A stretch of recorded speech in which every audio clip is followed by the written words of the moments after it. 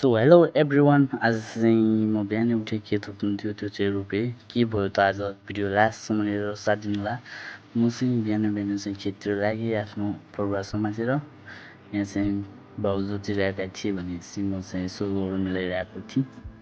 तपाईँ हेर्नुहोस् यो रोपिरहेका छन्, यस्तो अवस्था छ रोप्ने रोपा नपाएर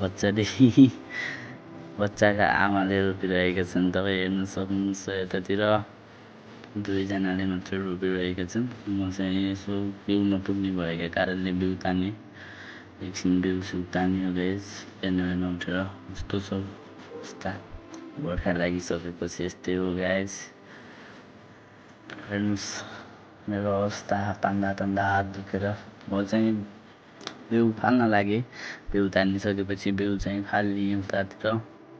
त्यसपछि मेरो काम लगभग भ्याइसकेको थियो।